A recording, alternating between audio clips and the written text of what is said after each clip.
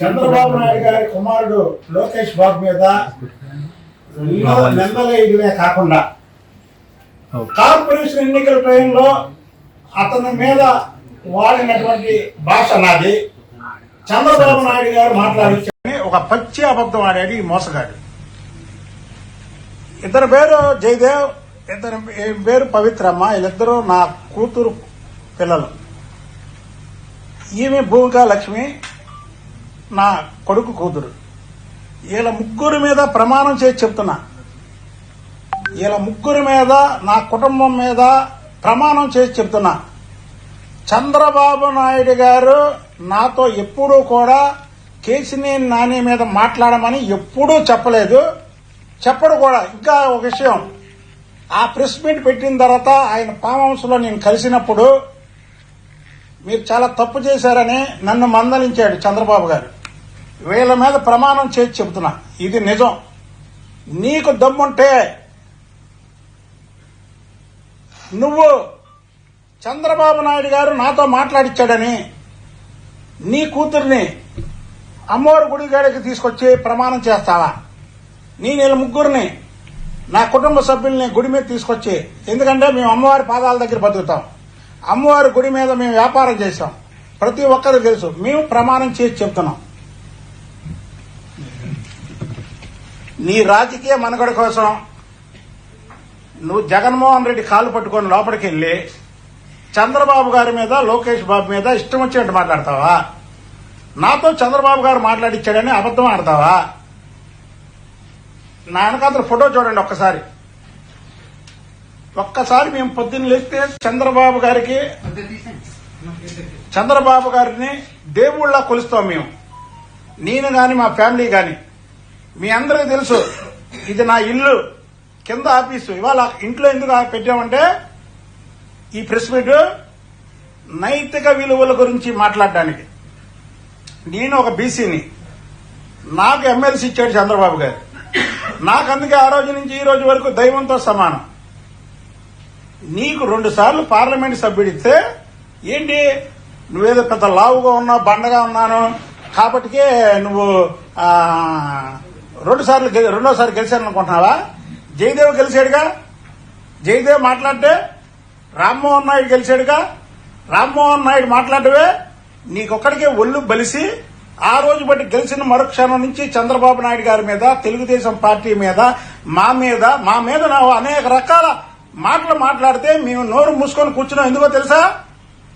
చంద్రబాబు గారికి నేను మాట ఇచ్చా, చంద్రబాబు గారు నా వల్ల పార్టీ ఇబ్బంది పడదు, నా వల్ల నేను స్టేట్మెంట్ లేను.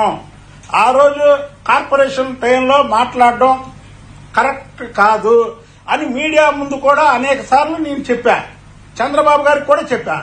ఇవాళ నేను మాట్లాడింది చంద్రబాబు గారి మీద అపవాదేస్తావా? బుద్ధ వెంకంతో చంద్రబాబు నాయుడు గారు మాట్లాడిచ్చాడా? నువ్వేంటి, చంద్రబాబు గారి స్థాయి ఏంటి? చంద్రబాబు గారు నీ మీద మాట్లాడించాలని నిన్ను తన్నించాలంటే 5 నిమిషాలు నీతో మాట్లాడించాలా?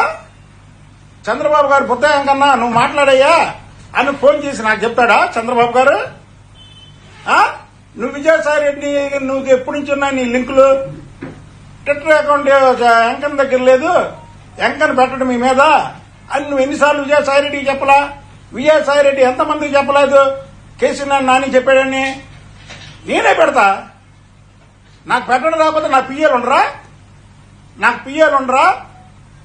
నీ ట్విట్టర్ నువ్వే పెడతావా? నీ పిఏతోనేగా పెట్టిస్తావు, అలాగే నా పిఏతో నేను పెట్టిస్తాను.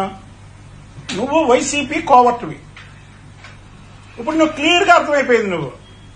నువ్వు ఇండిపెండెంట్ గా పోటీ చేస్తా, 2 లక్షల మెజార్టీతో గెలుస్తాను అన్న వ్యక్తివి. నువ్వు ఎందుకెళ్ళావు? వాళ్ళకి జగన్మోహన్ రెడ్డి కాలు ఎందుకు పట్టుకున్నావు? మాట వస్తే అందరి ముందు చంద్రబాబు గారు కాలు పట్టుకుంటాడు బుద్ధ వెంకన్న అని చెప్తా. ఓకే, నాకు దేవుడు ఆయన కాలుకు నమస్కారం చేస్తే నాకు పై నుంచి కింద వరకు కూడా చాలా ప్రశాంతంగా ఉంటది. నువ్వు లోపల ప్రతిరోజు చంద్రబాబు గారికి కాలు ముక్తావుగా, లోపలికి వెళ్లి ఎవరు చూడకుండా కాలు ముక్తాడు ఈ కేసీఆర్ నాని. ఇవాళ జగన్మోహన్ రెడ్డి కాలు మొక్కి తర్వాత కండవ వేసి తర్వాత బొగే ఇచ్చాడు.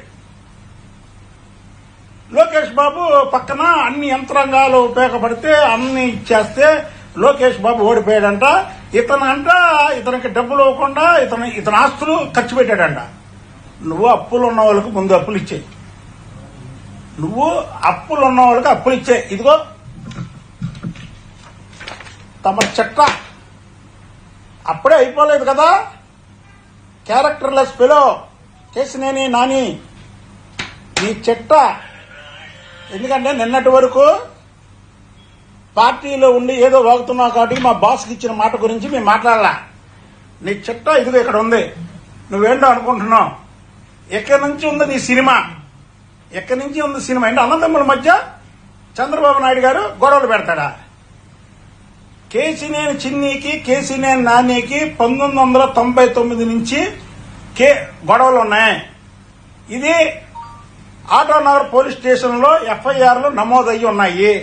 ఆ నమోదైనటువంటి ఎఫ్ఐఆర్లు చూపించమంటావా? లేదా నువ్వు చెప్తావా ఉన్నాయని?